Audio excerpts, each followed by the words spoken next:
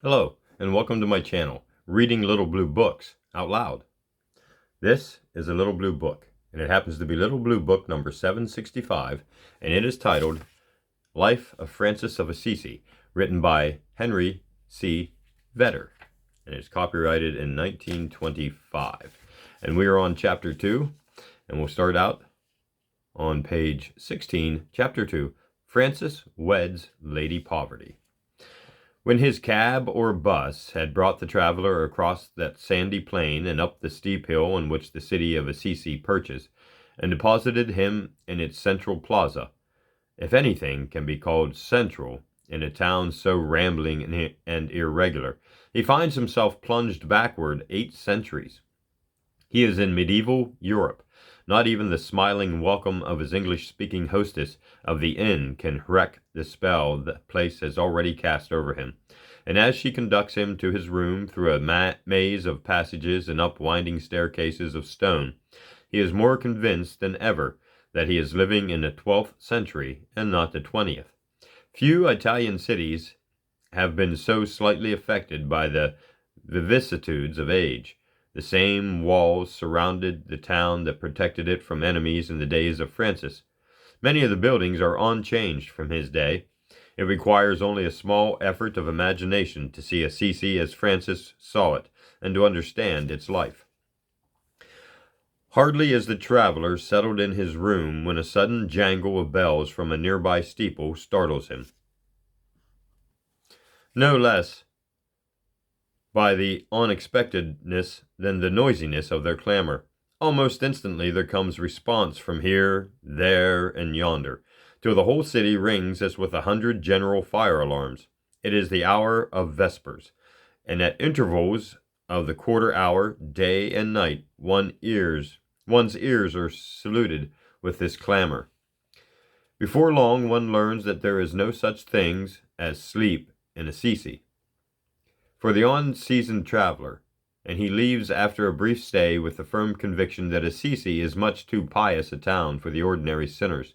Only a devout Catholic saint could be happy there.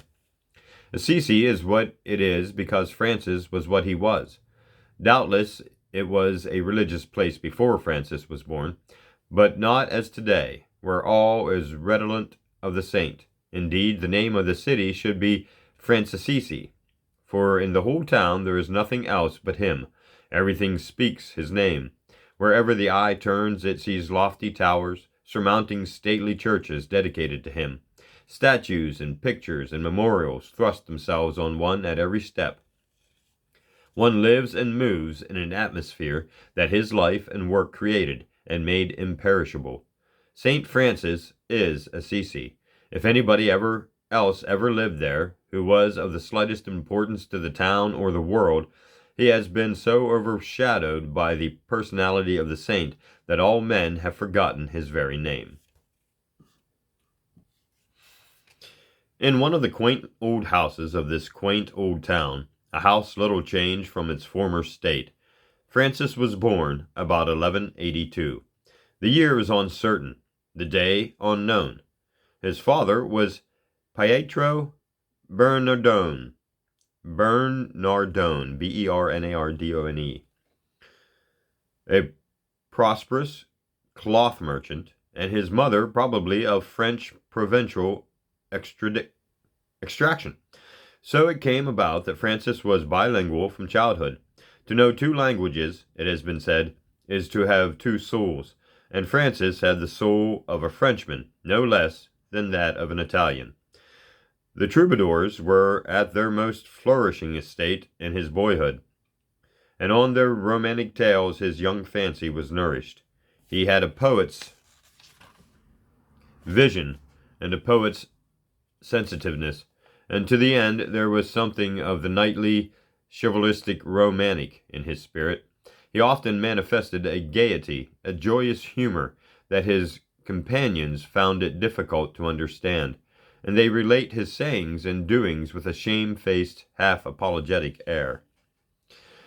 The later biographies of Francis, with the obvious intent of exalting by contrast his later sanctity, represent him as having spent a wild and wasted youth. When we sift the stories, however, Nothing remains but the fact that his parents were unwisely indulgent, supplied him with too much money, and permitted him to associate with the young nobles of the town in a life of pleasure and extravagance. His father was rich, for Assisi and the time, and seems to have encouraged his son rather than restrained him, probably having aspirations above his rank and hoping thus to break into society.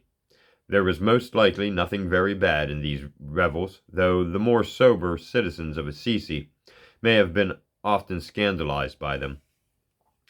His monkish biographies have done their best by surrounding his life with an atmosphere of legend and spurious miracle to hide the real Francis from us. But with a little diligence, we can clear away much of the rubbish and discover here and there a genuine lineament. His sins were the ordinary sins of youth, to be charged to high spirits rather than any vicious strain in him, and were soon repented and forsaken. In the midst of this careless life, a severe illness attacked the reckless young man, and brought him to the very gates of death. It is quite normal for such an experience to make men thoughtful, whether they are young or old, and to consider soberly the past and future. Resolutionists of amendment are also normal, but experience shows that these sick-bed conversations are too evascent and to warrant stressing unduly this change in Francis. Too often the sick-bed resolution justifies the cynical old couplet. The devil was sick, the devil a monk would be.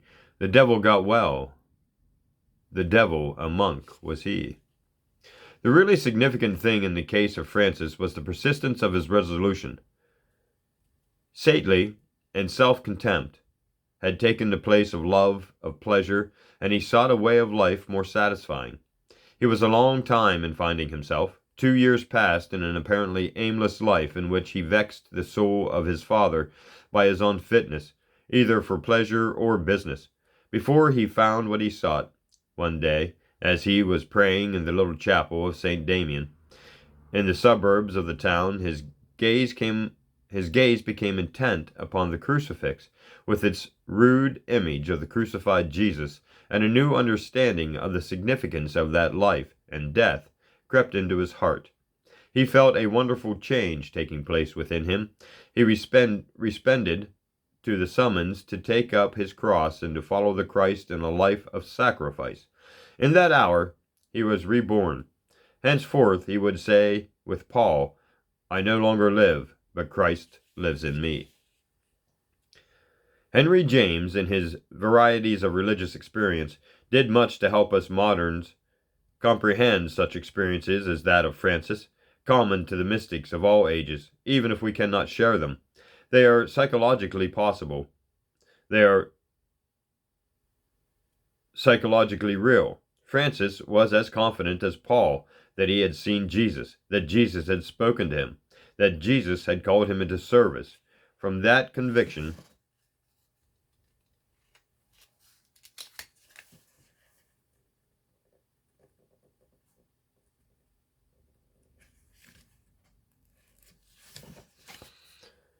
he never wavered through life.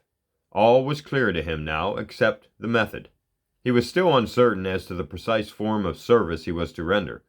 For some time he wandered about, often appearing to his townsmen as one distracted, his gay clothing fallen to rags, and the children in the streets pelting him with sticks and stones and shouting, Pazza, pazza, as who should say, fool, madman. In the meantime, his father had lost all patience with him, tried to lock him up in his house, and when his mother released him, summoned him before the bishop. In that presence, Francis renounced paternal authority and paternal help forever, stripped himself utterly naked, and laid all his possessions at his father's feet. He was not ashamed to carry them away, which sheds a bright sidelight on his character, so that the bishop was fain to cast his cloak about the youth to shelter his nakedness. How he fared for food and clothing after that, we do not know, but doubtless the bishop and other friends saw that he had the absolute necessities of life, for we know that he did not perish of hunger and cold. Released thus from all obligations and still groping his way, Francis devoted himself for a time to repairing some of the suburban chapels of Assisi. St. Damien, where he had his vision and call to discipleship, first engaged his attention. When he had finished this, he turned to another little chapel on the plain about half a mile from the town, known as the Porticula, or Little Gate, which was to be ever afterwards closely associated with him and his labors. Here one day, after he had finished his repairs, it was February 24th of 1209, the festival of St. Matthias, he heard the priest at Mass read these words from the Gospel of the day. Wherever you go, preach, saying the kingdom of heaven is at hand. Heal the sick, cleanse the lepers, cast out devils.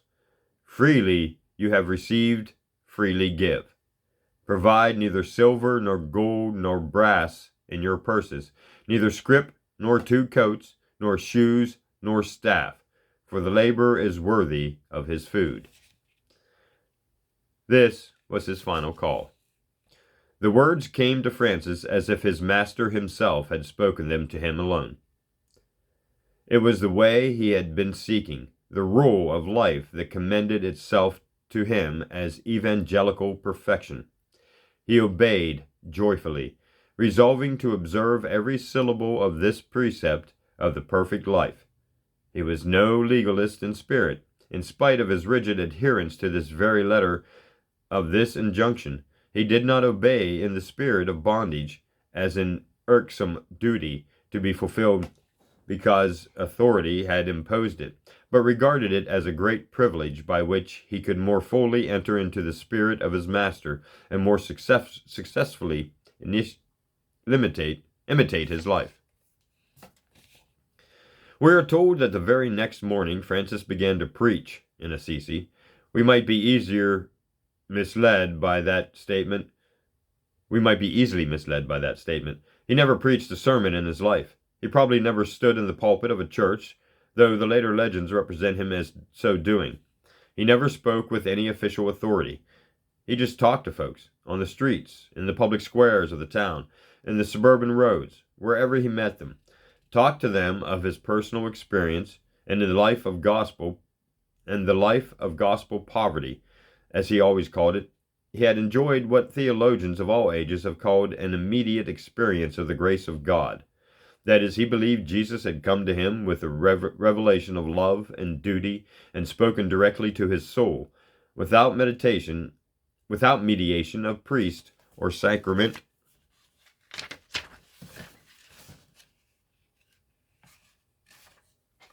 This is the fundamental doctrine of the mystic, that man may have.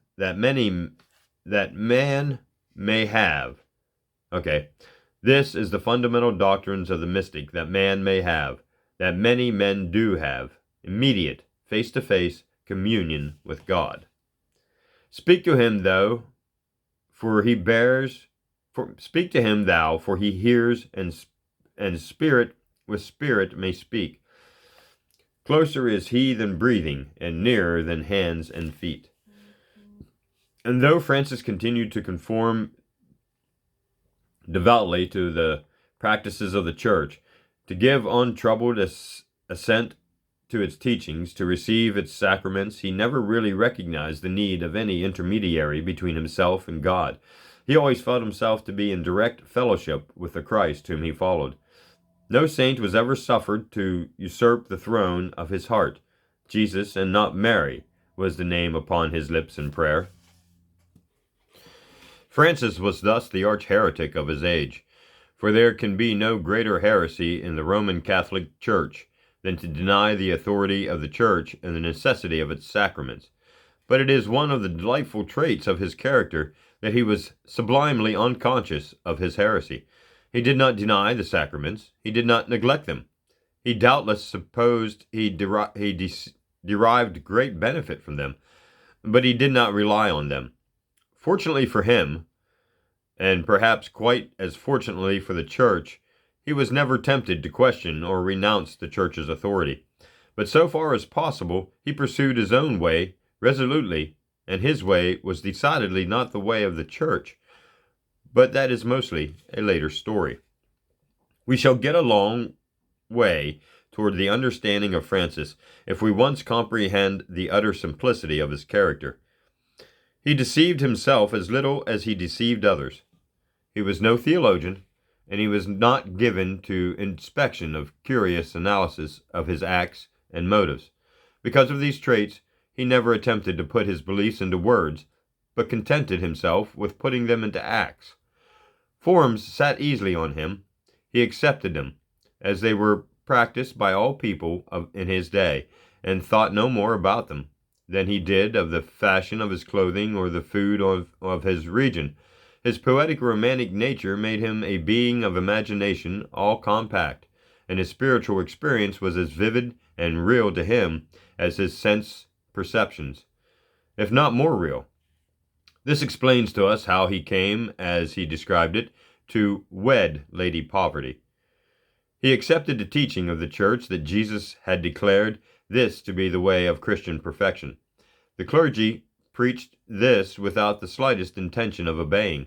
They excused themselves from obedience by saying that this was a counsel of perfection, that all must admire, but few are called to follow. Not so Francis. If this was a command of Jesus and his trusted teachers all said it was, then follow it he would, if he must follow alone. He not only obeyed, he obeyed with heartfelt joy. Poverty was to him no bond, but liberty. He renounced that he might more truly possess. He fully appreciated the great paradox of Jesus. He that would save his life will lose it, but he that loses his life for my sake will find it. But let us understand what Francis meant by poverty. He meant merely to possess nothing beyond the daily needs, no property whatever, and especially no money. To free himself from all temptation, he would never accept money, but only food, clothing, and lodging as needed. Poverty did not mean squalor. He saw no connection between filth and righteousness. Those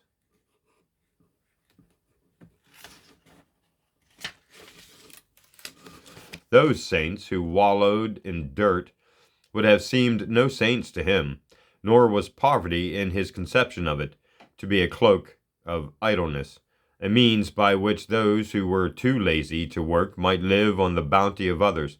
Both his theory and his practice were to earn his daily bread, and he learned the trade of woodcarver and pursued it with success.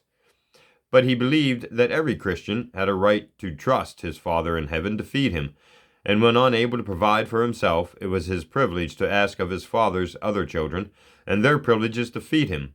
He called this resorting to the table of the Lord.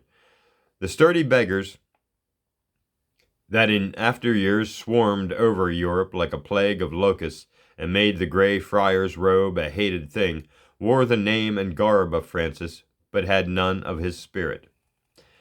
Francis does not appear to have had any plan to gather a company when he began his work, still less to establish an order. He simply had an irresistible impulse to tell what he had experienced and to be of service to his fellows in any possible way, the humbler the better. He sought no honor or reward.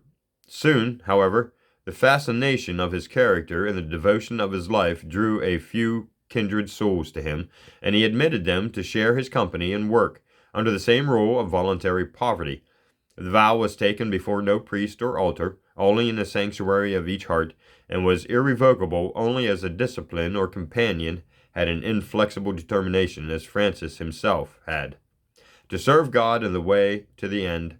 Later, one who had mistaken his vocation or overestimated his strength was, after due trial, not only permitted but exhorted to return to his former life. Asceticism, asceticism, asceticism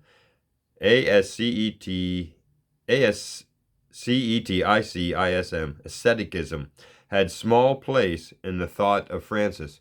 He was hopelessly at variance with the spirit of monarchism. The monastic ideal of personal holiness, its method of withdrawal from the world, was foreign to his spirit and ideals. He would live in the world and be not of it. He would find his salvation in saving others. Monarchism is essentially anti-Christian. Francis followed in the footsteps of his master. He had great respect for Brother Body, as he called it, and sometimes playfully Brother Ass, for the burdens it had to bear. It was a gift of God to be cherished, not despised, and to be used, not destroyed. To him the whole creation was the handiwork of a loving Father, and in it he saw everywhere the radiance of the eternal beauty. The birds were his little brothers, and on one occasion he preached a sermon to them. The flowers were his little sisters, his canticle to the sun, a poem addressed to the brother's sun. Sister Moon and all the planets enables one to understand how Francis was a constant amazement to his disciples, while just this quality of sportive love of nature makes him so real a man to us. From the beginning, the churchmen looked askance at Francis and his activities. The church was always suspicious, and generally with good reason, of groups of laymen who busied themselves with religion. Teaching religion was the function of the clergy, and they had an easily understood jealousy of laymen who were usurping their exclusive rights. The more successful the work, the greater the jealousy. There is no sharper pang than to see another successful where one has himself failed. And such groups were often, not to say failed, were often, not to say usually, centers of dissatisfaction and heresy. So we need not be astonished that this group was soon made to feel that it was under suspicion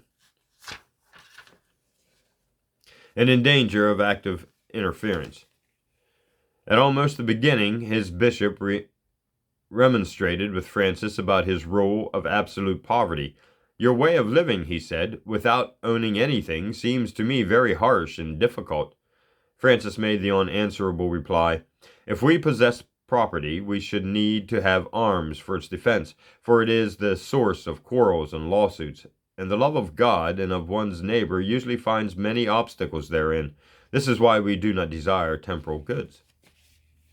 It was evident that a clash with the clergy could not be long postponed, and in such a clash Francis and his comrades were sure to get the worst of it.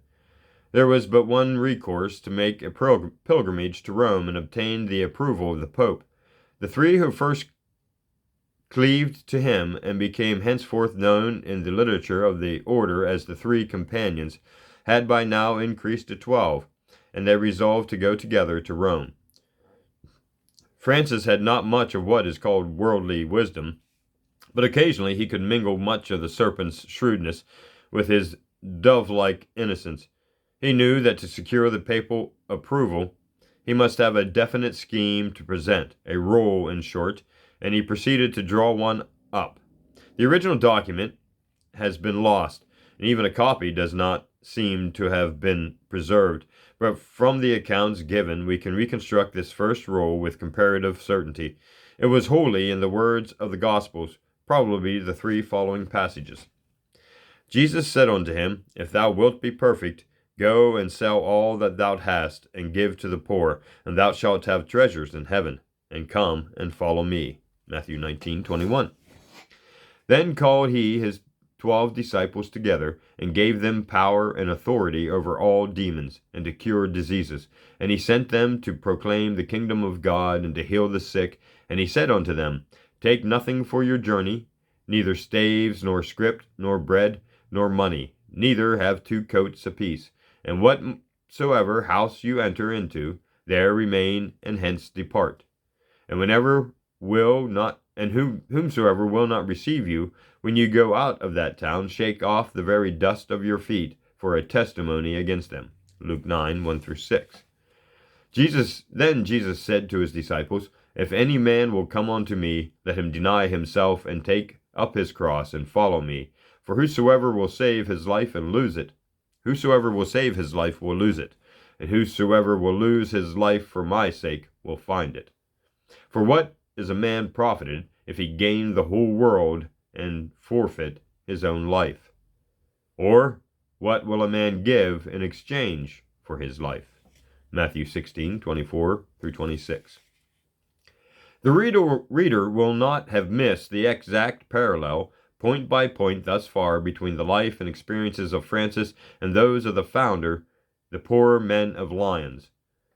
But now the parallel ends. Francis petitioned a wiser pope than Alexander III and met with a different reception. Innocent III may perhaps be pronounced the greatest of all the popes.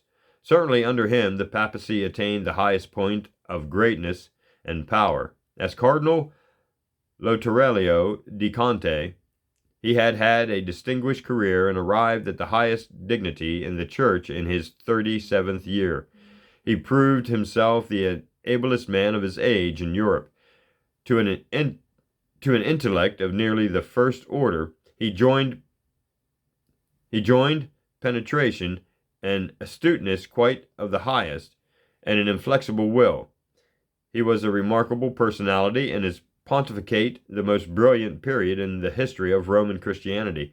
His spiritual qualifications were perhaps inferior to the intellectual, but he was not incapable of recognizing spiritual values in others. Such was the Pope before whom Francis appeared, asking no more than that he and his companions be permitted to continue to live the life of absolute obedience to the precepts of Jesus, that they be not prohibited from practicing what the Church taught as a duty without any intention of practicing. But in this way it was impossible for Pope or Church to return a flat negative. Yet Innocent hesitated for some time just what answer to return. Members of the papal court beset Francis with questions and criticism and suggestions, but while he listened meekly to all that was said, he had a kind of humble persistence that Waldo may have lacked. He could not be flattered or persuaded or intimidated into swerving from an instant by so much as a hair's breadth from his purpose. And, as one of the cardinals finally said, if we hold that to observe gospel perfection and make profession of it is an irrational and impossible invocation, are we not committed to blasphemy against Christ, the author of the gospel?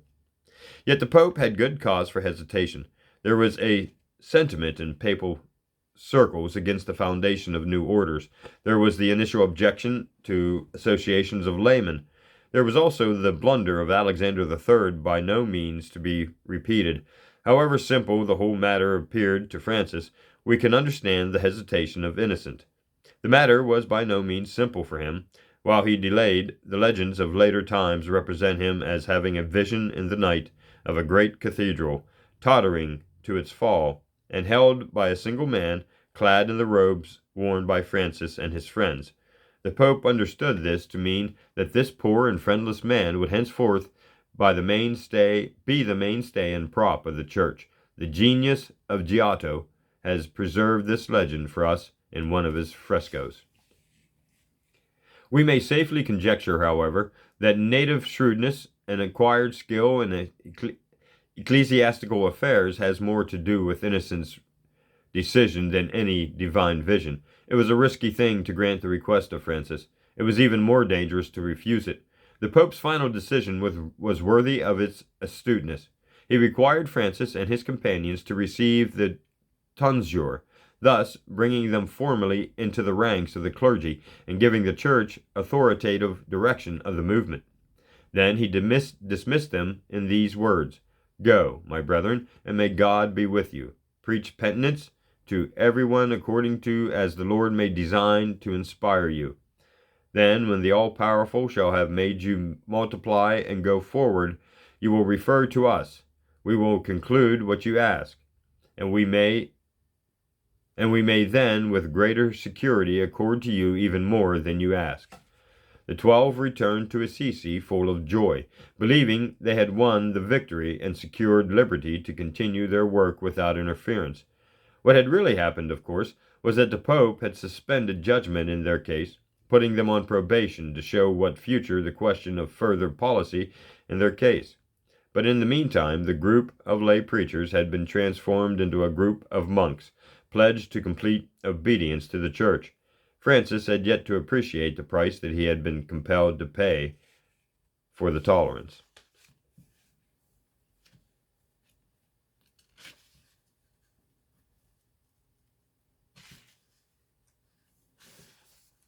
And that is the end of chapter 2. And we'll stop there, and we'll pick up the next one in chapter 3 in part 3. Thanks for listening.